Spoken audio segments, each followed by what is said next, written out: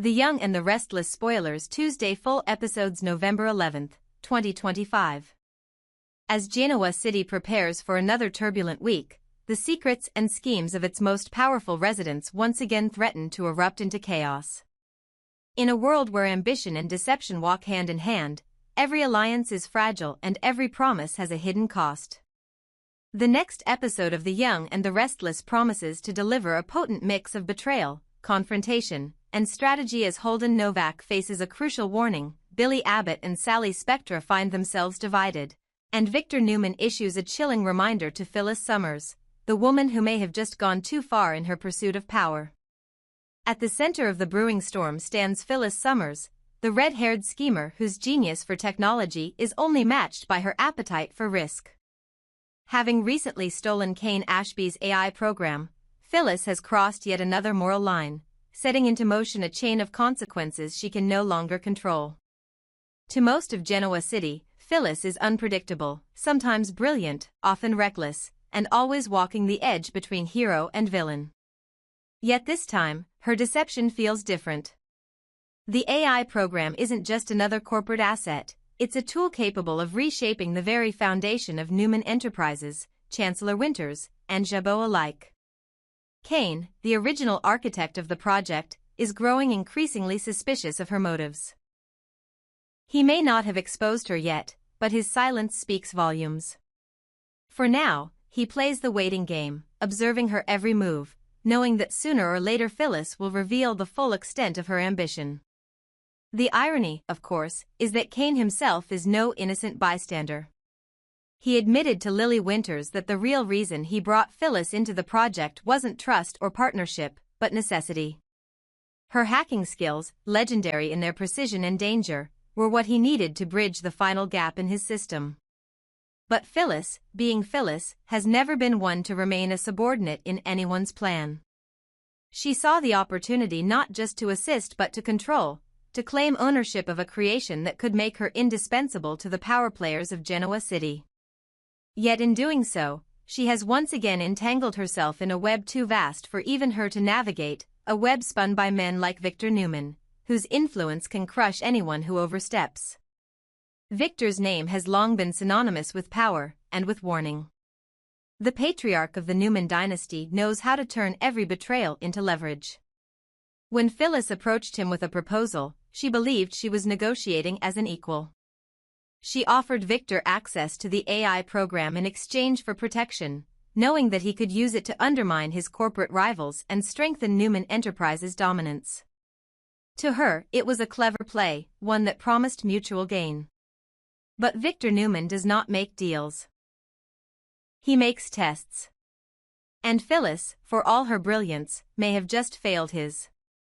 His interest in the AI was more than business. It was about control, about keeping the Abbotts from possessing a weapon that could shift the balance of power in Genoa City. By siding with him, Phyllis thought she could secure her future. Instead, she may have given Victor the leverage he needs to own her completely. When they met, his tone was deceptively calm, but his words carried the unmistakable weight of dominance. He reminded her, not so subtly, that every partnership with him came with conditions, and that he expected loyalty, not manipulation. It was a reminder that chilled her beneath her fiery confidence. Victor has dealt with opportunists before, and most of them learned too late that his patience has limits.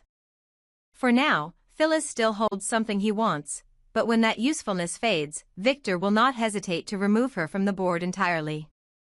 The tension between them simmers just beneath the surface, a dangerous dance between intellect and intimidation. Phyllis knows she is walking on thin ice, but walking away has never been her style. Meanwhile, another kind of battle brews between Billy Abbott and Sally Spectra. Their partnership, once built on mutual understanding and attraction, is beginning to fracture under the weight of conflicting values. Billy's reckless tendencies, his addiction to risk, to proving himself through danger, have begun to alienate those closest to him. Time and again, he throws himself into battles that no one asked him to fight, driven by a need to right perceived wrongs or to test his own limits. Sally, on the other hand, has evolved. After everything she's endured, the losses, the failures, the heartbreaks, she has learned the cost of impulsive decisions.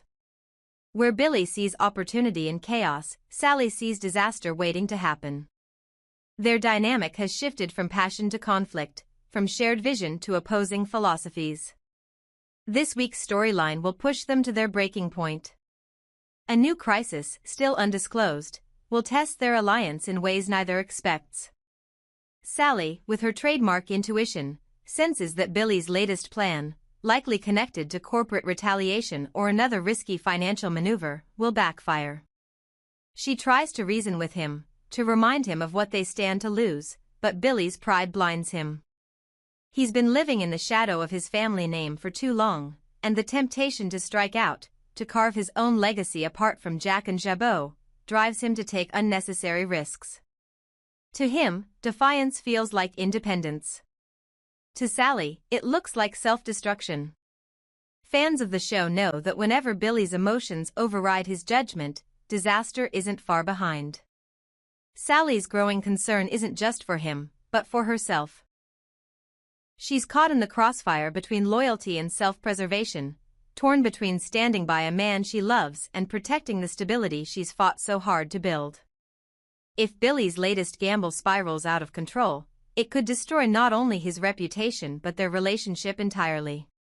For all their differences, Sally has always admired Billy's courage, but this time, his courage feels like recklessness. And the question lingers in her mind, how far is too far before love turns into collateral damage? Elsewhere in Genoa City, Holden Novak faces his own reckoning when Audra Charles delivers a warning that could change everything. Audra, sharp and calculating as ever, has built a reputation for seeing trouble before it strikes. Her motives are rarely pure, but her instincts are almost never wrong. When she approaches Holden, it isn't out of concern, it's strategy. There's something coming, a storm brewing beneath the surface of Newman Media and Chancellor Winters, and Holden may find himself right in the center of it. Whether her warning is meant to protect him or manipulate him remains to be seen. What is certain, however, is that when Audra moves, she does so with purpose. Her warning may sound like caution, but it could just as easily be the first move in a larger game. As all these storylines unfold, the city itself feels ready to explode under the weight of ambition and betrayal. The threads connecting Victor, Phyllis, Billy, Sally, Audra, and Holden are more intertwined than anyone realizes. The stolen AI program represents more than just technology, it's a metaphor for control, for the illusion of intelligence that drives these characters. Everyone wants to be the one holding the code, the secret that will make them indispensable. But in Genoa City, every secret comes with a price, and this time, that price may be far greater than anyone expects. By the week's end, viewers can expect the fragile alliances to shift once again. Phyllis may find herself cornered by both Victor and Kane, each demanding answers she can no longer fabricate. Billy's obsession with revenge could leave Sally standing at a crossroads, forced to choose between love and self-respect. And Audra's cryptic warning to Holden might open doors to a conspiracy that will ripple far beyond corporate politics.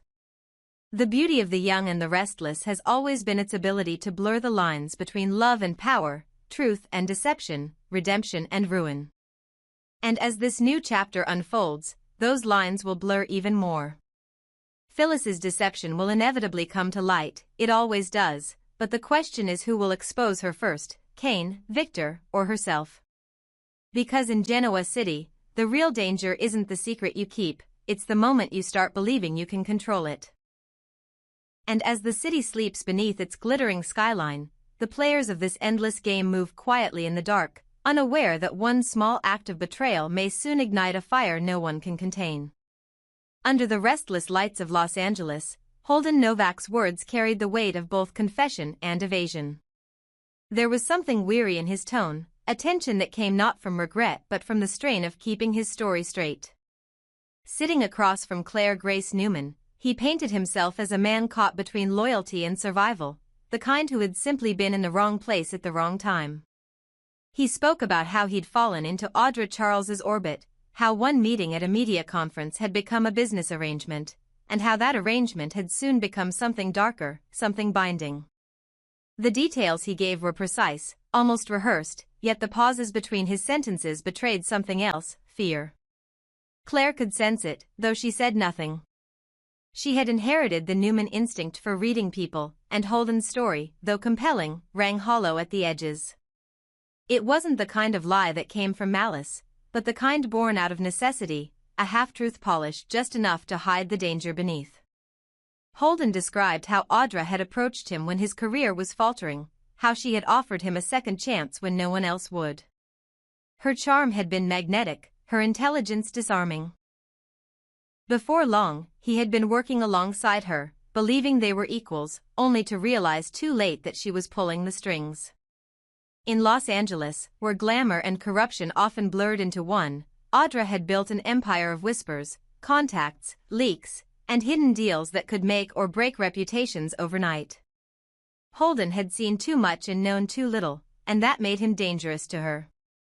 Yet, even as he told his tale, he left out the pieces that mattered most, the deals he'd struck behind her back, the stolen files, and the moment he realized he was no longer just a pawn in her game but a liability she intended to erase. Claire listened, absorbing every word, but what stayed with her wasn't his explanation, it was the flicker of guilt in his eyes, the unspoken truth that his connection to Audra was far deeper than he wanted anyone to know. When Holden returned to Genoa City, the weight of that conversation still hung over him. He knew Claire's curiosity was a ticking time bomb.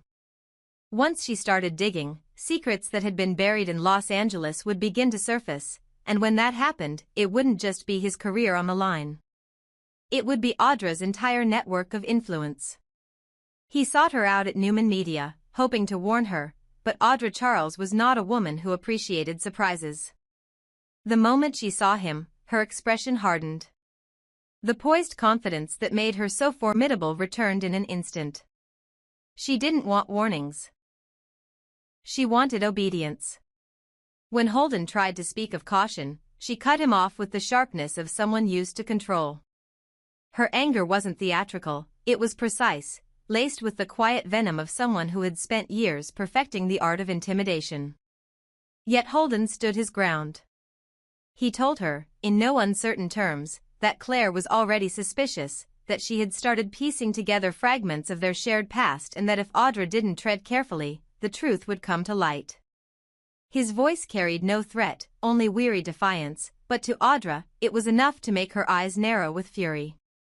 She reminded him what happened to those who crossed her, not with violence, but with ruin. Still, Holden pressed on, reminding her that exposure would destroy them both. If Claire keeps digging, he warned, she'll find what you've tried to bury. The silence that followed was thick and dangerous. For the first time in a long while, Holden saw something flicker behind Audra's composure, not fear exactly, but the calculation of someone trying to assess how much longer she could maintain control. Back in her office later that night, Audra replayed their confrontation in her mind. She had built her career on secrets, trading them, shaping them, weaponizing them, but Holden knew too much about the foundation of her power. The files in Los Angeles, the deals that were never meant to be recorded, the manipulations that reached into companies and families alike. They were threads that could unravel everything. If Holden had confided in Claire, even slightly, the ripple effects could be catastrophic. She thought about calling Victor, about shifting the blame onto someone else, but even that seemed dangerous now. Too many eyes were watching, and the Newmans were not a family to be underestimated.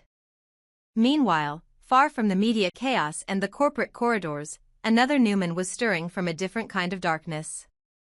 Noah Newman, the quiet artist once full of light and idealism, had finally awakened from his coma, but the man who opened his eyes was not the same one who had fallen unconscious. His mind was fractured, his memories blurred, and behind his calm exterior, he carried something he refused to speak of. The doctors called it trauma, his family called it confusion. But those who knew him best could see the shadows that now lingered behind his gaze. There were secrets there, things he had seen or done before the accident that he could not, or would not, reveal. Sienna Bacall visited him often, her guilt heavy and her affection strained. Their relationship had once been the kind of reckless, forbidden love that burned bright and fast, but now it felt poisoned by everything that had followed, by the bloodshed, the betrayal, the lies that had buried both of them alive. She tried to reach him, to remind him of who he was, but each time she looked into his eyes, she saw the distance widening. Noah was hiding something, and that secret seemed to tie back to the man she least wanted to think about, Matt Clark, or as he had once called himself, Mitch Bacall. The revelation that Matt and Mitch were the same man had already shaken the city, but Sienna suspected that Noah knew far more about that connection than anyone had realized. Before his accident, Noah had confronted Mitch, or J.T. Hellstrom, as Victoria had now revealed, and that confrontation might have been what led to his near death. Perhaps he had discovered evidence linking Mitch's crimes to something larger, something involving the AI program Phyllis had stolen, or Audra's dealings in Los Angeles. The pieces didn't fit neatly, but the patterns were undeniable. Genoa City had always been a place where secrets intertwined across generations, and now those threads were pulling tighter than ever. Noah's silence became its own kind of message. Every time someone mentioned Sienna's name, his expression darkened, and when Matt's name came up, he turned away completely. Sharon tried to coax the truth out of him, but he only shook his head. The weight of what he knew seemed to terrify him, not for his own safety, but for hers. Somewhere between love and betrayal, Noah had crossed a line, and now the knowledge he carried was a curse. As all of these stories collided, Genoa City once again found itself teetering on the edge of chaos. Holden's warning to Audra threatened to expose the buried sins of Los Angeles. Claire's curiosity could dismantle reputations. Audra's empire of manipulation was beginning to tremble under the strain of too many moving parts. And somewhere, in the quiet corners of his recovery room, Noah Newman carried the kind of secret that could destroy everything. Sienna, torn between guilt and fear, could feel it too, that all of them were standing on the brink of something vast and irreversible. What happens when truth becomes more dangerous than lies? That's the question hovering over everyone in Genoa City now. Holden's fragile alliance with Audra, Claire's search for answers, Noah's haunted silence, and the ghost of Mitch Bacall's deceit, each thread leads to the same inevitable reckoning. The Newmans have survived countless betrayals, but this one feels different. This time, the enemy isn't coming from outside, it's rising from within, disguised as love, loyalty, and redemption. And as night falls over the city once more, one thing becomes clear: whatever truths remain buried won't stay hidden for long.